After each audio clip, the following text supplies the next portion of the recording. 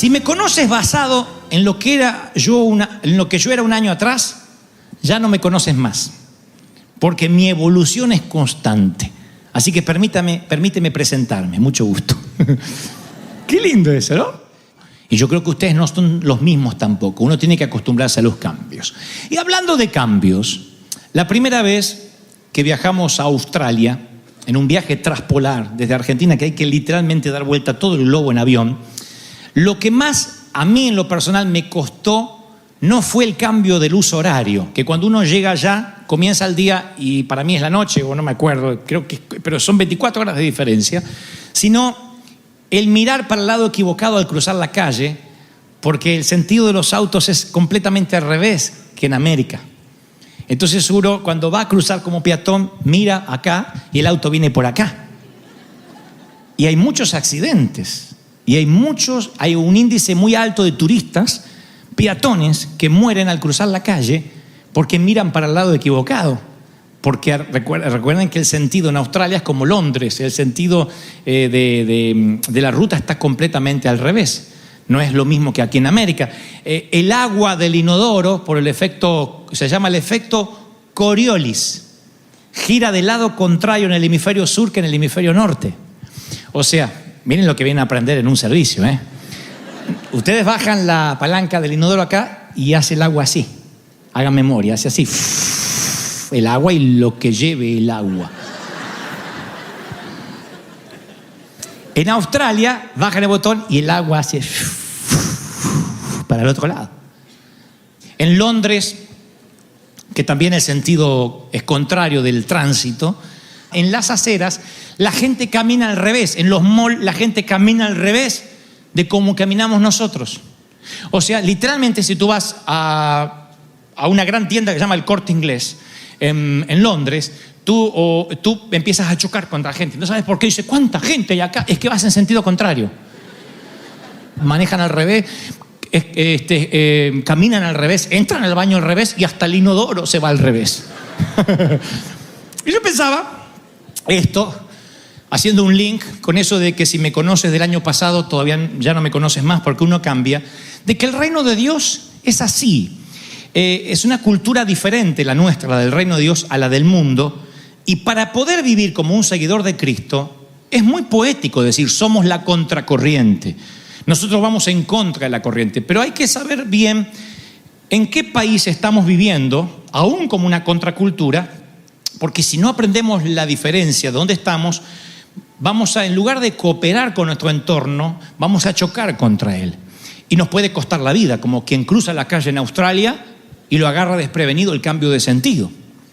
Entonces uno puede decir, bueno, yo soy un cristiano lleno de Dios y no comparto nada con el mundo. Y nos abstraemos del mundo de manera tal que perdemos el sentido de cómo la gente camina, del sentido de cómo van los automóviles, de cómo entrar por un baño y hasta cómo rueda el agua de un inodoro. Cuando perdemos ese sentido, que nada tiene que ver con pecar, sino que perdemos el sentido de lo que se estila, de la cultura, nos desculturizamos, o sea, abdicamos nuestra responsabilidad, salimos de la cultura. Y al salir de la cultura empezamos a desconocer algo tan básico como para dónde va la gente. Cuando la iglesia pierde el sentido para dónde está caminando la gente, no les puede predicar, porque están al revés, porque empezamos a chocar. Y una cosa es ser contracultura y otra cosa es chocar todo el tiempo contra la cultura, de modo tal que nos transformamos en una secta, cerrados, no entendiendo cuál es el sentido. Yo tuve que aprender en Australia, el tiempo que estuvimos ahí, cuál era el lugar que uno debía mirar cuando cruzaba la calle, diferente al de América. Tuve que aprender a andar en automóviles donde no tenía volante de mi lado. Tuve que aprender que todo funciona exactamente al revés. No pude decir, yo voy a cambiar Australia. Yo voy a cambiar el sentido de cómo caminan los londinenses. No, porque me daba cuenta de que eso no iba a lograr ningún cambio sustancial, sino que iba a estar chocando todo el tiempo y lo que es peor, poniendo en peligro mi vida. Entonces tuve que entender cuál era el cambio.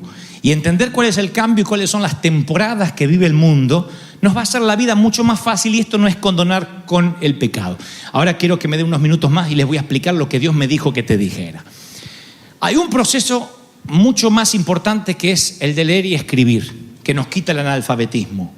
El gran escritor Alvin Toffler, que escribió el revolucionario libro El shock del futuro, él dijo: los analfabetos del siglo XXI no van a ser aquellos que no puedan leer o escribir, sino aquellos que no puedan aprender, desaprender y reaprender. Los analfabetos, le diré otra vez, no serán aquellos que no puedan leer o escribir, sino los que no puedan aprender, desaprender y reaprender, aunque parezca un juego de palabras. Esto es que algunas cosas que funcionaron para ti o para mí en el pasado, quizás no nos van a funcionar en el futuro, y lo que es peor, nos van a hacer chocar en el futuro porque nos quedamos arcaicos, nos quedamos en el pasado. Uno tiene que entender que no podemos hacer política como hace 40 años atrás, televisión como hace 50 años atrás, porque nos quedamos arcaicos. Los chiquititos nuestros miran YouTube infantil y miran sus cosas, no los veo diciendo: papá, ya empezó Tony Jerry, me lo perdí. Yo digo: no quieren mirar la Pantera Rosa, no les interesa. Están en otro nivel y mi hijo Jason dice: ¿y qué va a hacer Trump con el muro? Sí. 8 años tiene el mocoso, preocupado por el muro. Entonces creo que hay una autopista de información tan fuerte que esto genera cambios. El decir no, porque Cristo no cambia, Jesús no cambia, el Evangelio no cambia, es una gran verdad. Por eso yo llamé a este mensaje: tú cambias, Jesús no. Pero yo sí tengo que cambiar. Si yo no cambiaba en Australia, me llevaban por delante. Hoy no estoy predicando. Si yo digo: yo no voy a cambiar, yo siempre miro para allá, aleluya, ¡bum!, me pone la... O sea, el cambio, si produce necedad, si el cambio, mejor dicho, es producto de la necedad y produce más ignorancia, entonces yo tengo que entender que el cambio nunca va a producir ignorancia, sino que el cambio va a producir sabiduría. Entiendo que ahora tengo que controlar a mis hijos de un modo diferente, ver que consumen de un modo diferente. Ya no es el televisor en blanco y negro que mamá decía: no se prende. Y era lo único electrónico que teníamos, o la radio, ¿no? Entonces, yo creo que si uno no cambia o no sabe que vamos evolucionando, vamos a tener serios problemas. Por ejemplo, cuando yo era chico, cuando era jovencito, yo podía comer cualquier cosa, y mantenerme flaco y ágil. Me podía 4 hamburguesas comer. Me salía la panza así como una aceituna, así embarazado de 1 mes y medio, y hacía así, iba al baño, hacía... Hoy miro el menú, miro la hamburguesa en el menú, la foto, y engordo 5 kilos. Mi cuerpo cambió. De la misma manera, con Jesús, uno tiene que hacer cambios y entender esos cambios. Eso requiere tomar decisiones, pero no decisiones casuales, sino decisiones reales. Cuando tú quieres caminar con Cristo, tienes que hacer algo más que la ilusión de caminar con Él. Tienes que apretar el gatillo. No puedes amenazar. Tienes que hacer cambios rotundos. Hay cambios que uno tiene que hacer. Bueno, este año tengo que cambiar, porque caminar con Jesús requiere grandes cambios en nuestra forma de vida. Si no lo hacemos, por ejemplo, volvamos a la vida natural. Si no cambias tu alimentación después de los 40, ya pasando los 30 ya estás en problemas. Pero si después de los 40 no cambias tu alimentación, no llegas a los 50. Si no paras de tragar, no llega. Y no hablo de gordura, hablo de salubridad. Te va a agarrar un infarto masivo, vas a llegar al cielo y dices: Señor, ¿por qué me trajiste? Tú viniste solo, te va a decir el Señor. Yo no te traje. Uno tiene que entender que puede, que no puede ser medido. Salomón escribe en Eclesiastés 12 esas profundas palabras casi irónicas donde dice: acuérdate de tu Creador en los días de ¿qué? De tu juventud. ¿De qué? ¿De los días de qué? Tu juventud. O sea, acuérdate cuando todavía no tengas Alzheimer.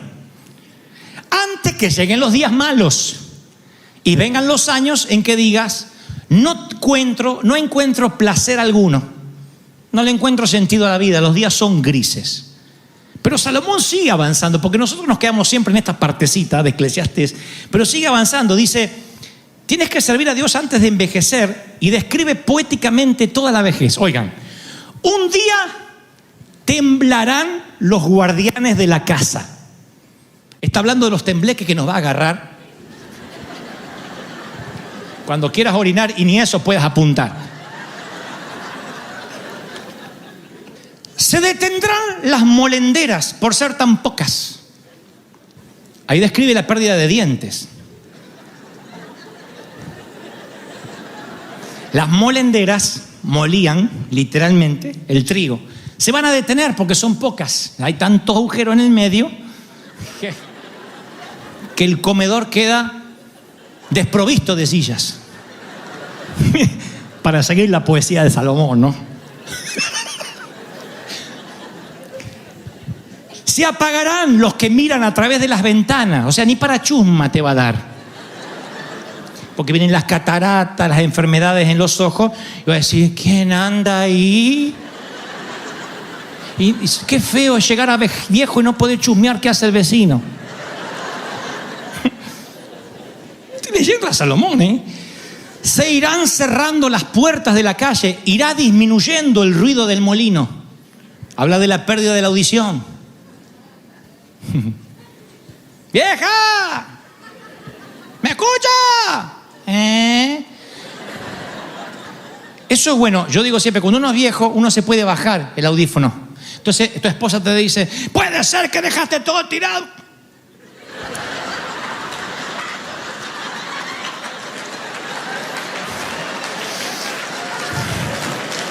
Y no te lo digo más. Espectacular. Las aves elevarán su canto, pero se oirán apagados sus trinos, dice Salomón. O sea, por más que te levantes temprano a escuchar los trinos, no vienen mal los pájaros, están ahí, pero no los escuchas. Y Salomón, que era sabio y también muy irónico, dice, y no te servirá de nada la alcaparra. La alcaparra era afrodisíaca.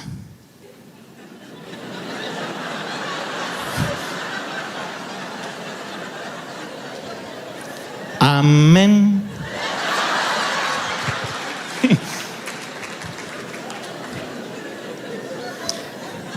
Yo cuando leí la alcaparra digo, si todo esto lo entiendo, ¿qué quiere decir con la alcaparra? Y ustedes buscan en Wikipedia la alcaparra y dice, se usaba en el Antiguo Oriente como afrodisíaco, una suerte de Viagra santo del Antiguo Testamento.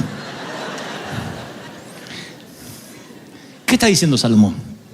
No esperes a ser viejo para darle todo al Señor.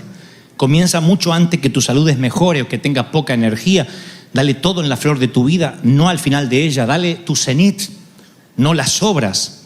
Porque si consideras darle a Jesús todo, cuando las alcaparras no te funcionen, vas lento. ¿Se entendió la parábola? Vas lento.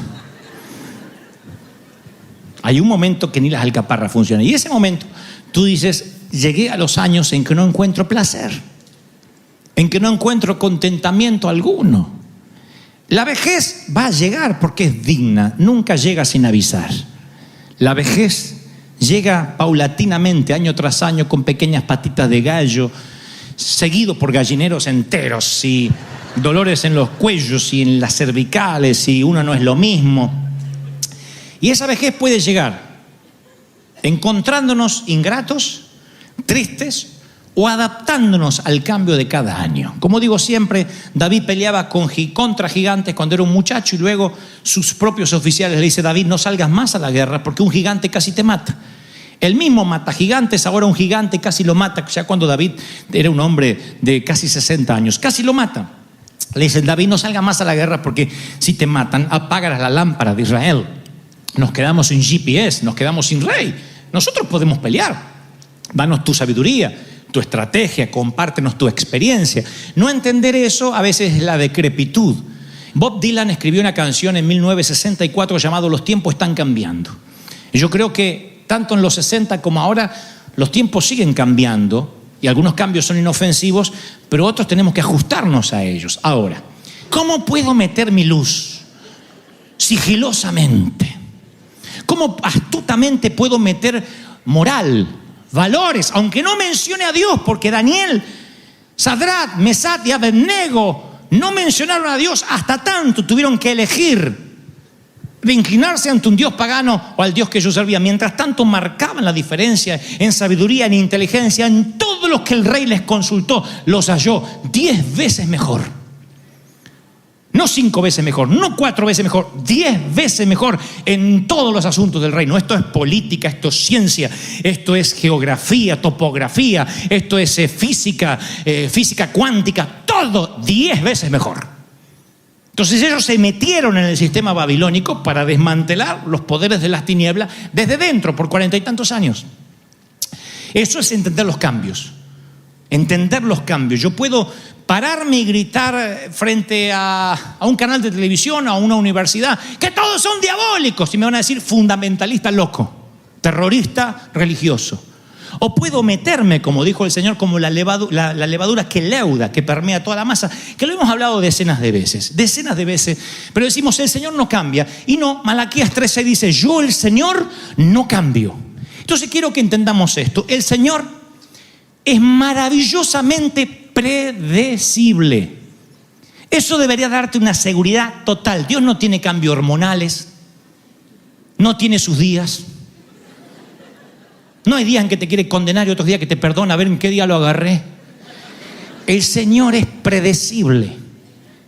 Yo puedo alejarme 1000 veces cada vez que corra hacia Él, siempre me va a recibir con los brazos abiertos, me lo dice Él. Si estoy dolido, siempre me va a reconfortar. He aquí, yo no cambio, dice el Señor. Pero tú sí. Tú cambias, no Dios. Y en eso estoy de acuerdo con el ala religiosa que dice, el Señor no cambia. No, pero yo por eso no me voy a vestir antiguo. Si ustedes vieran los trajes que yo tenía cuando tenía 20 años, eran unas bolsas así porque yo quería ser gordo. Y eran unas cosas así que me sobraba por todos lados. En un pie del pantalón entraban 2 piernas mías. Y yo me miro y digo, ¿cómo me ponía eso? Ahora, si dijera, es que el Dios no cambia, ¿qué tiene que ver? Yo sí tengo que evolucionar. Ahora, Dios es el mismo, ayer, hoy y por los siglos. Nosotros sí tenemos que cambiar. Y cada tanto, yo he estado mirando en la historia, algo que me pareció un detalle de color, pero no se los quiero dejar de dar. Yo interpreto, sin ánimo de ser apocalíptico o escatológico, yo interpreto, sin lugar a dudas, mirando cualquier noticiario, cualquier periódico, que estamos en el último capítulo de la vida útil de la humanidad. Todo está cumplido, todo. No puedo detectar con precisión en qué páginas del último capítulo estamos, pero estamos. Lo que se está viviendo, lo que los predicadores decían cuando yo era niño, que se iba a vivir. Mujeres semidesnudas a cualquier hora en televisión, palabrotas, palabras soeces, políticos corruptos, hambre, rumores de guerra, guerras, pestilencia, enfrentamientos, frialdad en las iglesias. Todo lo que los pastores decían algún día y era algo lejano, todo se está viviendo ahora. Y Timoteo, sobre los últimos días, dice, ten en cuenta que vendrán tiempos difíciles. La gente estará llena de egoísmo, de avaricia.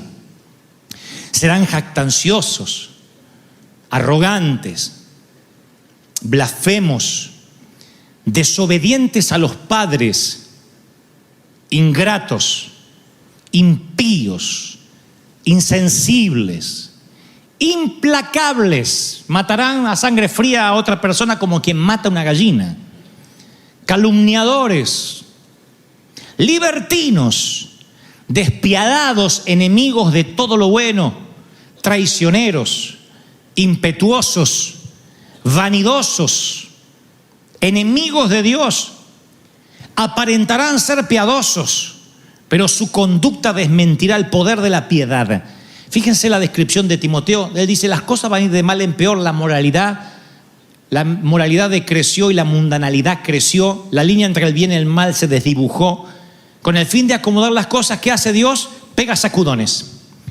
Dice el escritor a los Hebreos 12:26, la voz de Dios sacudió la tierra, pero Él promete, una vez más voy a sacudir no solo la tierra, sino también el cielo. Y esta frase está en Hebreos. Una vez más significa, dice Hebreos, que las cosas movibles serán movidas, las cosas hechas serán removidas, para que puedan permanecer las inconmovibles. O sea, Dios dice, de tanto en tanto yo voy a hacer una venta de garage dentro de mi iglesia. Voy a sacar la porquería, la voy a sacar al patio, Voy a sacar las cosas en desuso, la religión, el fariseísmo, la impiedad, todo lo que describe de una manera magistral Timoteo. Todas esas cosas yo voy a hacer una venta de garage. Voy a remover cielo y tierra para que lo verdadero permanezca, como quien sacude el tamiz. Se recoge el trigo junto con la cizaña y después se separa. El pescador tira la red y saca toda clase de peces y después pone los buenos en un sitio y los malos del otro. Ese es el evangelio, ese es el reino. Y lo hemos visto en la historia de la iglesia. Cada 500 años aproximadamente hay una economía que se viene abajo, una desintegración de la sociedad, una crisis del liderazgo. ¿Por qué? Porque en estos tiempos hay un sentido de neutralidad espiritual, de gente que dice: yo no soy malo, pero tampoco soy bueno. Bueno, yo no soy uno de los que se congrega ni diezma, pero por lo menos voy a la iglesia. Y por eso el Señor dice en Jeremías, así ha dicho el Señor, o Jeremías dice de parte de Dios: deténganse en los caminos, pregunten por los senderos antiguos, pregunten por el buen camino, así hallarán descanso anhelado. Si uno rebobina la cinta y se va a Primera de Reyes 18, ustedes van a ver que el pueblo de Israel se había mezclado con una sociedad secular a tal punto que los adoradores de Baal no se distinguían de los adoradores de Dios. Por eso es muy importante que hoy, esta mañana, entendamos las diferencias. Esto es lo que Dios me dice que te diga. Una cosa es no chocar todo el tiempo contra la sociedad como si fuésemos fundamentalistas fanáticos que no resistimos a los cambios lógicos. Otra cosa es mezclarnos de manera tal que nos neutralizamos, nos volvemos impiadosos, perdemos la carga por las almas. Y un día viene un profeta como Jeremías y dice: bueno, decídanse. ¿Por qué van a seguir indecisos? O sirven a Baal o sirven a Dios, pero no hay término medio. Uno tiene que tomar una decisión. Y cuando yo veo la iglesia de Jesucristo, me entristezco de ver tanta ignorancia en cuanto a los cambios. Y el Señor usaría feu.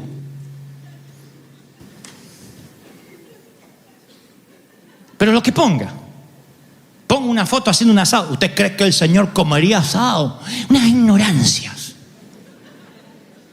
Si el Señor conocía el asado argentino, pedía la ciudadanía argentina, estoy seguro.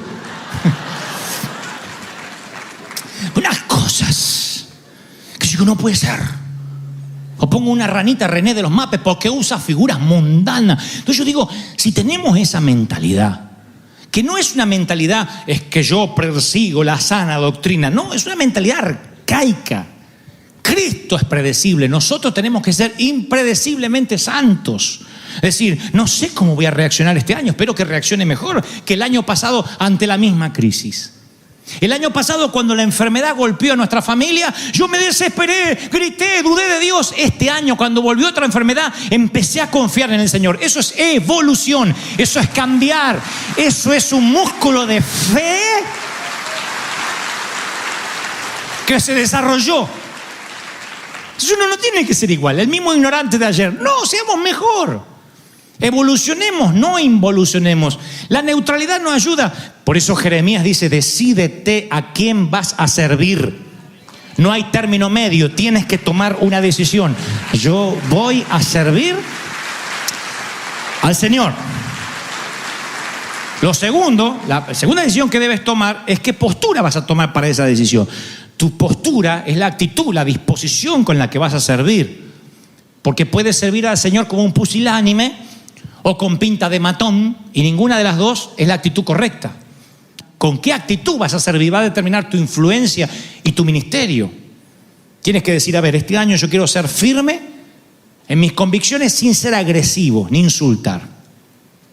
Enseñable sin ser influenciable por lo primero que me digan.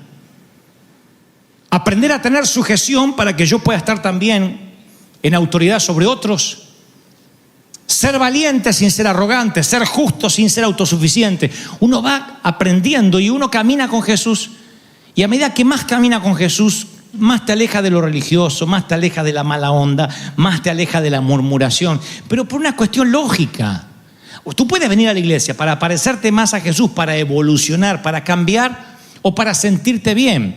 Sentirte bien es una consecuencia de venir acá, pero no puede ser el objetivo por el cual vienes a la iglesia.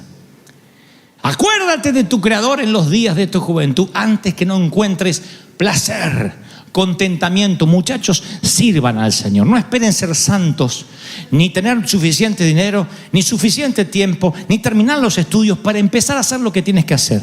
Mientras que estudias, haz lo que tengas para hacer.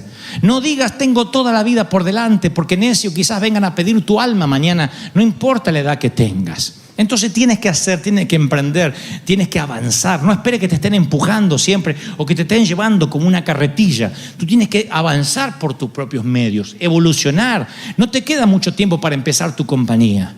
No te queda mucho tiempo para quebrar. Vas a tener que quebrar para reinsertarte otra vez en el mundo de los negocios. Vas a tener que calificar, descalificar, aplicar. Te van a tener que rechazar varias veces. Eso lleva tiempo, frustración, eso lleva ansiedad. Y la vida se pasa así se pasa rápido. Hay un momento donde lo que pensabas hacer, ya la década te pasó por arriba y esto ya no lo puedes hacer, tienes que adaptarte a este cambio. Y si eres intransigente porque crees que si Cristo no cambia, tú tampoco, no, tú tienes que cambiar. Cristo no cambia, Dios no cambia, pero nosotros tenemos la obligación. Antes de que Jesús naciese, el gran templo de Israel había sido profanado por poderes extranjeros muchas veces. Los grandes imperios del mundo conocido de la época siempre estaban afanados en conquistar Israel porque era un punto de mercado muy bueno y también un punto estratégico militarmente hablando. Así que todos los griegos, los romanos, los filisteos, un sinfín de imperios se empeñaban en tener como cabeza de playa a Israel. Y cuando venían, obviamente les tocaban el punto débil de los judíos, que era el templo. Lo habían profanado muchas veces, lo habían destruido varias veces, o por lo menos cambiado el sentido de lo que era el templo. Y la historia dice que hubo una revolución, una suerte de disidentes judíos que en cierta ocasión se rebelan contra Roma. De hecho, hacen 2 guerras internas contra el Imperio Romano. Se llamaban los Macabeos, porque seguían a su líder, el Che Guevara de la época, Judas Macabeo. Y se reconoció como la revolución macabea. Eran disidentes, eran terroristas del sistema, atacaban al gobierno de facto, al gobierno imperialista, a los que por una cuestión antidemocrática habían profanado Israel y obviamente su templo. Entonces, cuando en una de esas guerras los macabeos recuperan el templo, lo vuelven a santificar o lo vuelven a dedicar con hojas de palma. Era lo único que tenían. No tenían ofrendas de oro, no tenían desfiles militares de infantería para rededicar el templo. Entonces lo hacían con hojas de palma. Era el recurso de los pobres para darle un poco de dignidad a recuperar el templo. Por consecuencia, la palma era un grito de guerra. No era, bueno, no encontramos rosas y le tiramos palmas al Señor. El arrojar palmas delante del Señor era un símbolo político para Roma y para los judíos. Como hoy el burro, como el tío Sam, como el elefante. Era un símbolo político como tienen los republicanos, los demócratas. Y tirar palmas en la entrada de Jesús a Jerusalén era como agitar una bandera roja delante del toro para César, para el procónsul, para Pilatos. Era decir, he aquí nuestro libertador en 2-3 días recuperará el templo, los echará a todos ustedes y este será nuestro rey. Jesús no hablaba de un reino terrenal. Él no iba a pelear. Él iba a dejarse inmolar en la cruz. Pero cada vez que ustedes recuerden un domingo de palmas, sepan que las palmas significan la revolución. La revolución que nunca ocurrió. Tomen a cualquier judío y díganle, ¿qué significa la palma para ti? Y si ese judío no cree en Cristo, no es mesiánico, te dirá frustración. Es el día que creíamos que ese tipo nos iba a liberar de la esclavitud y no hizo nada. La palma tiene un significado, un símbolo, es un altar para los judíos. Y ayer cuando escribía este mensaje, lo primero que vino a mi memoria al recordar el Domingo de Palmas fue que con el paso del tiempo, algunos símbolos, algunas experiencias se desvanecen. Aunque fuera algo milagroso, cuando pasa el tiempo somos tan táctiles, somos tan almáticos, que a menudo necesitamos una expresión física que se nos grabe algo para que se nos grabe algo en la memoria. Hoy quiero que lo primero que se graben es que las palmas no significaban un son de paz. No significaba la alegría. ¡Oh! Viene a hacer una cruzada en Jerusalén. Significaba, este tipo nos viene a libertar. Y como no hubo libertad tal como ellos la habían concebido, lo llevarían a la cruz. El símbolo, la palma, no significa para los judíos lo mismo que para nosotros. Voy a las Escrituras y empiezo a buscar qué significa esto de los símbolos. Y veo que en otra ocasión los israelitas cruzan el Jordán. Ustedes conocen la historia. Y Dios le dice a Josué que deben hacer algo para recordar. Le dice, cada uno cargue al hombro una piedra. Serán 12 piedras, una por cada tribu de Israel. Servirán como señal entre ustedes. Y en el futuro, oigan, cuando sus hijos le pregunten, ¿qué hacen estas piedras aquí? Ustedes le responderán, este es Dios el que habla, Ustedes le responderán, el día en que el arca del pacto del Señor cruzó el Jordán, las aguas del río se dividieron frente a ella. Y para nosotros, los israelitas, estas piedras que están aquí son un recuerdo permanente de aquella gran hazaña. Así que ayer, mientras que meditaba en el mensaje, primero las palmas, después las piedras, me puse a buscar el significado de qué quiso decir el Señor con piedras. Bueno, sí, literalmente hablaba de rocas, pero en el original hebreo él usa la palabra masebot, que le da título a este mensaje. Masebot, que a la vez tiene otro significado, que significa ¿qué pasó aquí? Masebot, ¿qué pasó aquí?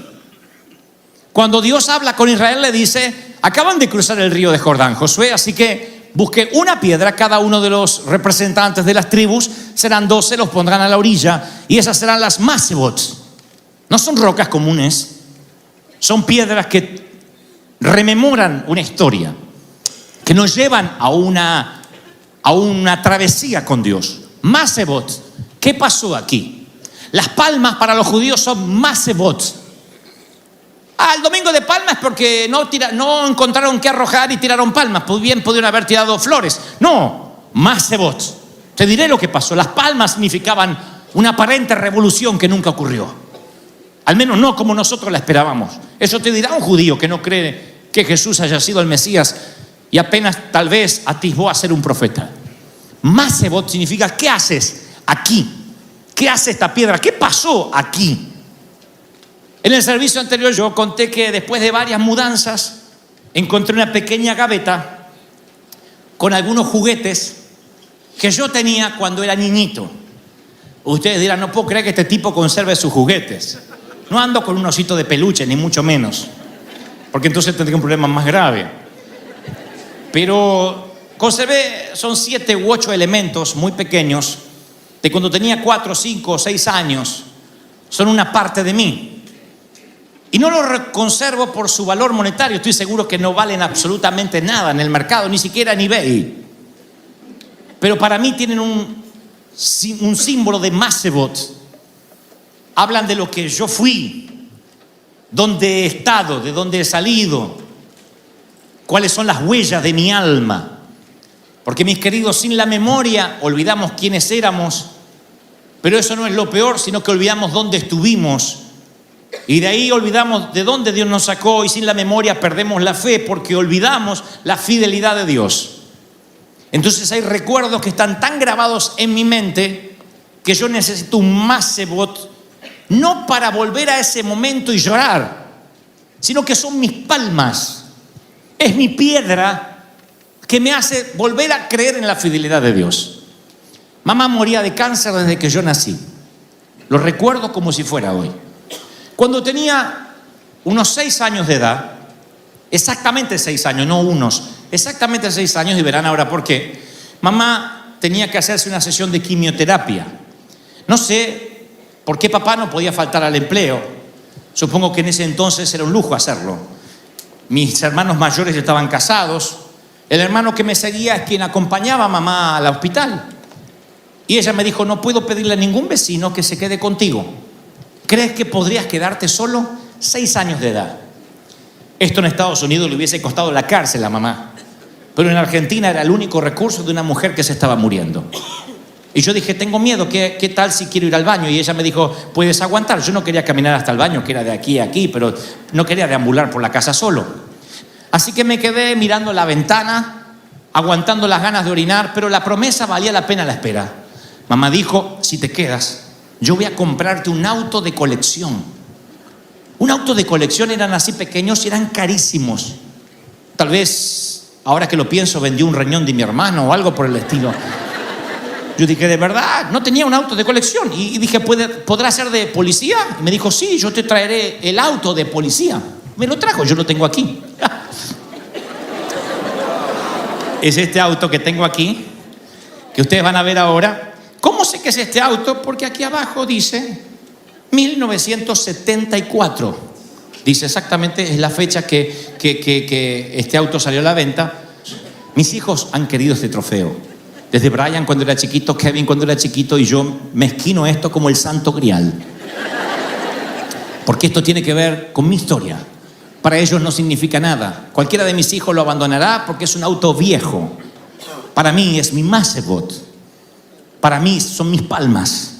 Es la piedra en la orilla de mi vida. Es la primera vez que aprendí a convivir con la soledad. La primera vez que supe que tenía una vejiga resistente. Y la primera vez que me di cuenta, realmente, fui consciente de que mi mamá se iba a morir. Un año después conocíamos a Cristo y el Señor me regalaría a mi mamá por 40 años más. Porque Dios es fiel. Pero mi Macebot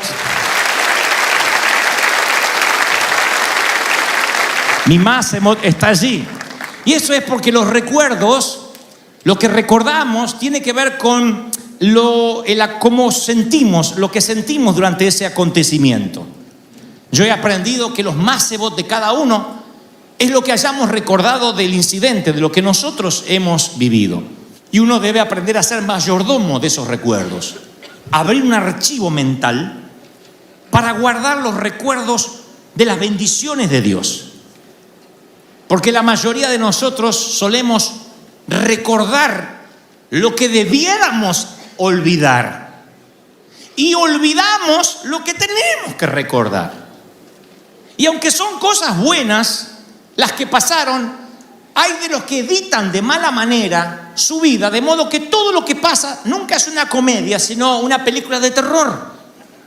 Yo podría decir, oigan, no puedo ver este autito, ya no lo puedo ver. Me desharé de él tan pronto pueda porque me trae recuerdos el cáncer de mamá. Fue el día de mi soledad, casi me orino encima. Mamá no debió haberme dejado, no quiero ver este auto. Israel pudo haber dicho lo mismo. ¿Saben lo que es cruzar el Mar Rojo? Primero, una esclavitud. Nacieron esclavos. Ellos sabían que no tenían derecho a un salario justo, no tenían derecho a vacaciones, mucho menos a un sindicato ni a seguro médico. Los castigan, los matan. Es un genocidio, señores.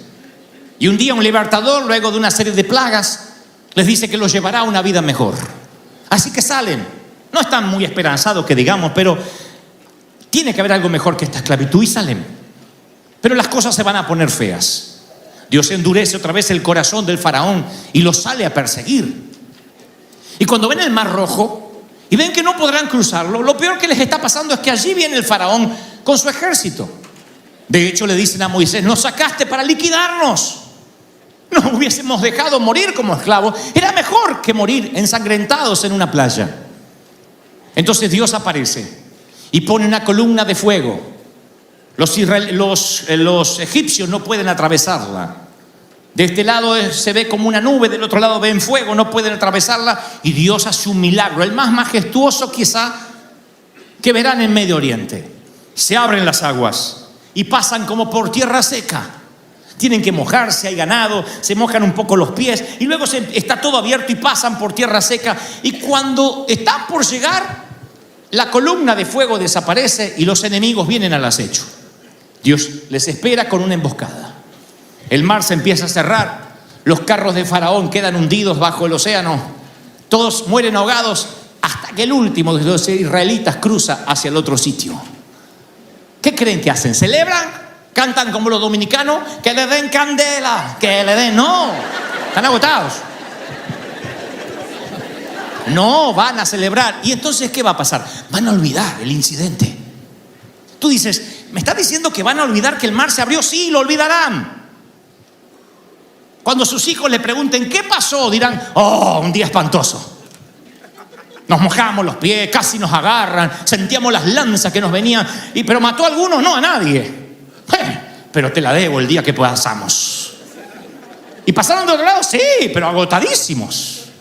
Pudo habernos puesto un Uber, el Señor.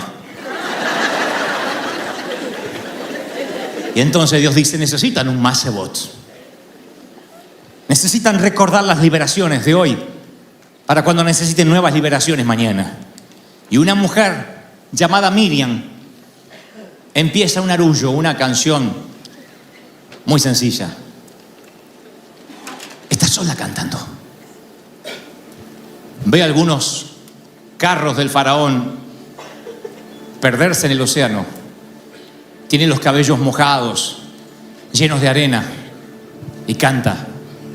Cantaré al Señor por siempre. Su diestra es todo poder. Los israelitas empiezan a oír a la mujer. Cantaré al Señor por siempre.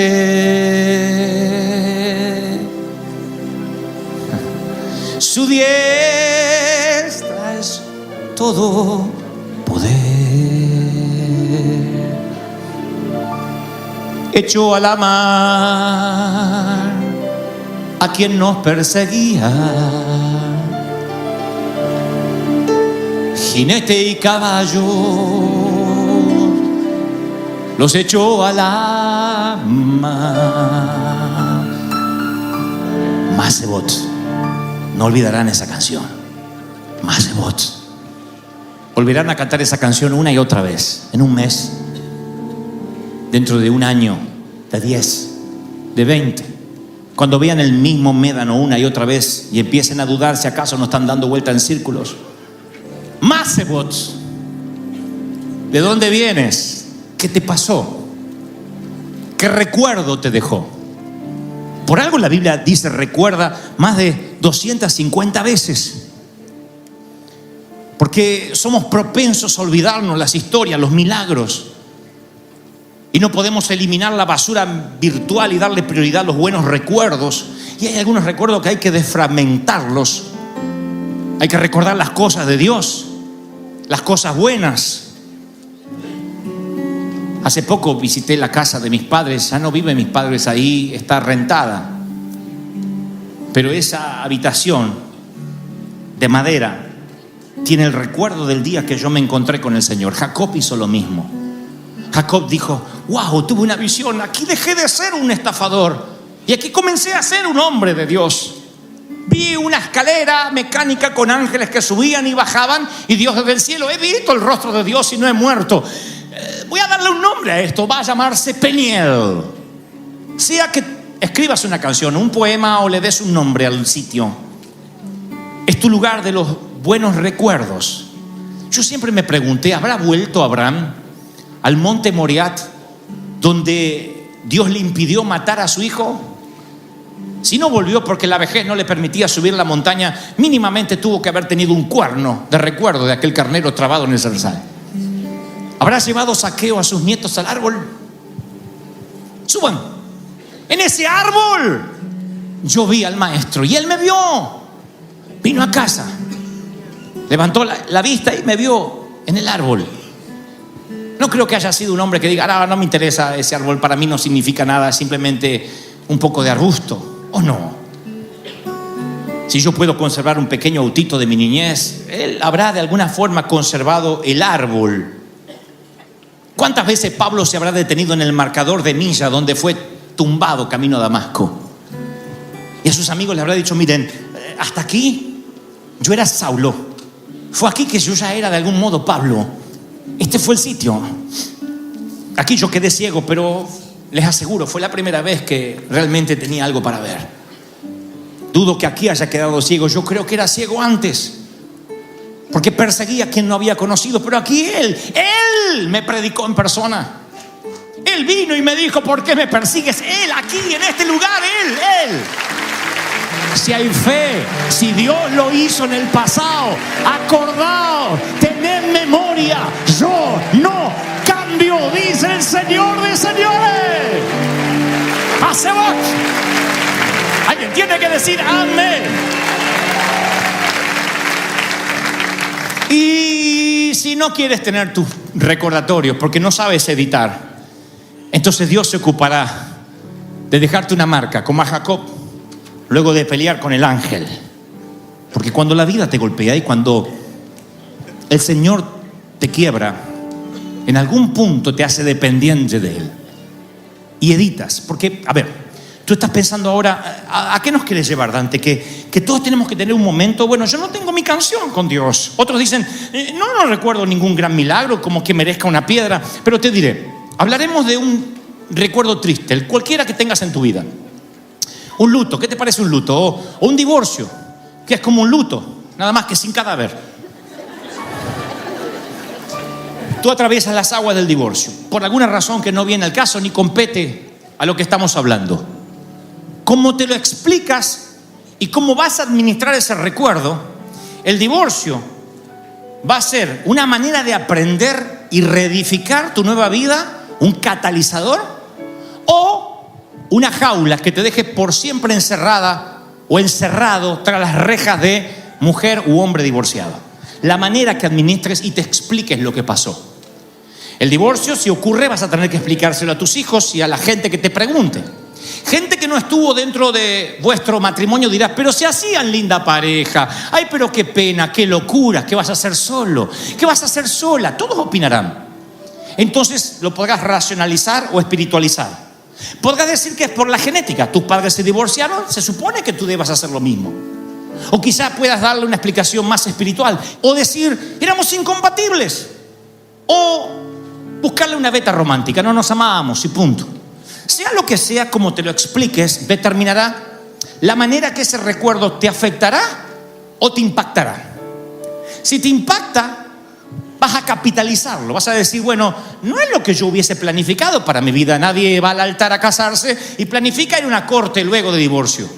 Pero si la vida, si el infortunio te lleva a eso, si el destino te lleva a eso, entonces tú tienes que decir, a ver, ¿voy a sufrir por esto o voy a defragmentar los recuerdos tristes? Los voy a dejar como que no existieron. Voy a aprender de esta experiencia. Voy a poner una piedra, más cebots, para que cuando mis hijos me digan ¿qué pasó aquí?, yo no le tire veneno en contra de su padre o de su madre. Yo no digas que me engañó, es que me fue infiel, es que fue una porquería, un machista. No, hijo, no pudimos continuar juntos el camino de la vida. Pero sabes, fui más espiritual, amé más a partir de esta piedra. Dios me enseñó. Tú decides qué editar. Las partes oscuras, si te las quedas y es una película de terror, o te quedas con las partes buenas y tu vida es un cuento. Mi vida nunca fue un paseo por el parque. Podría contarte las partes más oscuras y lloraría a todo el mundo. Podría hablarte de mi soledad, de los traumas, de los bullying. Yo podría dar cátedra de las tristezas y todo el mundo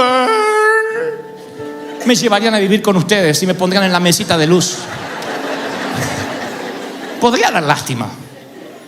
Pero cada piedra de mi vida, como el autito que conservo, cada piedra como mi canción, vine a adorar a Dios. Esa canción habla de un momento en que encontré al Señor. No hizo olvidarme el tiempo que lo busqué y no estaba. Me hizo olvidar los tiempos en que me sentí ninguneado, que la doctrina me dejó a un costado. No sé si puedo ser claro en lo que trato de decir, pero la palabra dice que a los que le aman a Dios todas las cosas les ayudan a bien. Romanos 8:28. Hay momentos que hay cosas que parecen sin sentido. El tema es cómo te explicas lo que pasó. Dios tiene planes que te sobrepasan.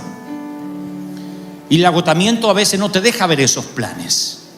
Los trabajadores que trataban de reconstruir el muro de Nehemías estaban agotados porque tenían que reconstruir el muro protegería la ciudad de los enemigos, pero a la vez tenían que soportar los ataques de los enemigos.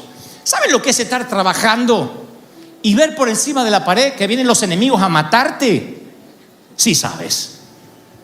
Tal vez nunca estuviste en un muro, pero ¿sabes lo que es tener que ir a trabajar y cuidarte que el compañero no hable mal de ti con el jefe?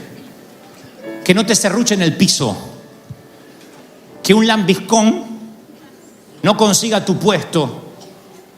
Y de pronto el jefe no valora tu esfuerzo porque prefiere las mejores piernas o el escote de la chica más joven. Tú sabes lo que es no poder ir a trabajar tranquilo y esperar que una daga te atraviese el corazón. Te agota, ¿no? Tú dices, un poco de paz, solo quiero trabajar, solo me estoy ganando el trabajo, el pan. Y sin embargo tienes que defenderte de los enemigos. Esto pasaba con Nehemías. Tuvieron que tomar una pala, un martillo y una espada en la otra. ¿Saben lo que es trabajar con una espada? ¿Quién alienta a esa gente? Nehemías sabe cómo. Nehemías les dice, acordaos, muchachos, sigan trabajando. Muy bien esa piedra. ¡Ey! Coloca mejor ese ladrillo. ¿Nunca has puesto un ladrillo en tu vida? Señores, qué difícil estar trabajando y estar pendiente de que no nos maten. Ok. ¿Les contaron sus padres acerca de la canción de Miriam? ¿Saben lo que digo? Señor, la de mariachi. No, la de Miriam.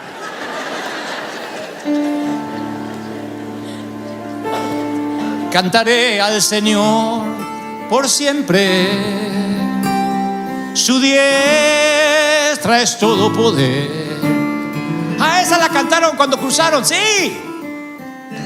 Durante, sí. Hecho a la mar. ¿Quién los perseguía? Jinete y caballo. Hecho a la mar. Hecho. Los carros del faraón. Hey, hey. La la la la la la la la la. ¡Vamos!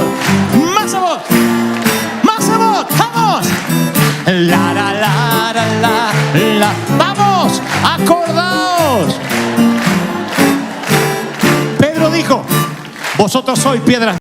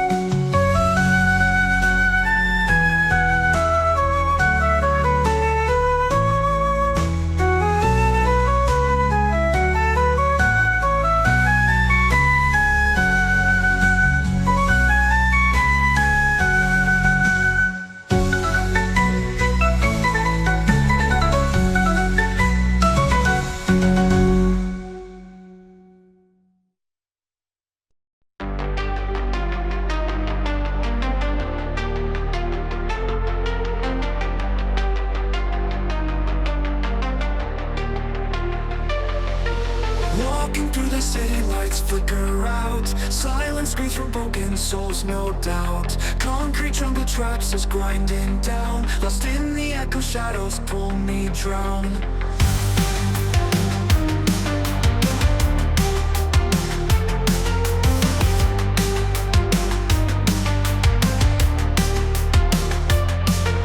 Streetlights buzzing, whispers in the dark.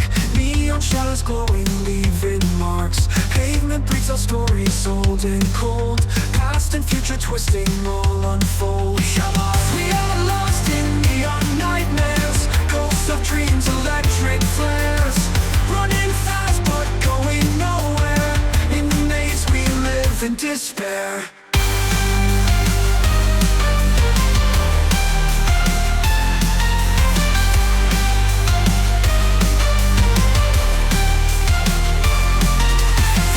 Rise mechanical and raw. Vocal cords electric through the straw.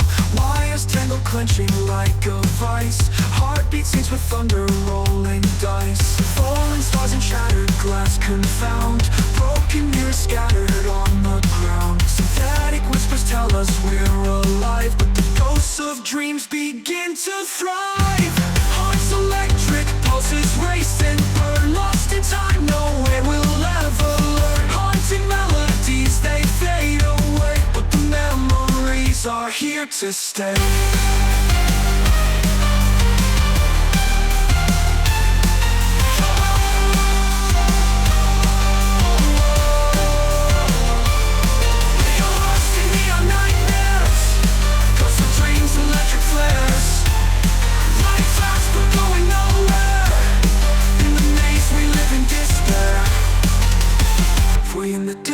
A flicker of light, a single star cuts through the endless night.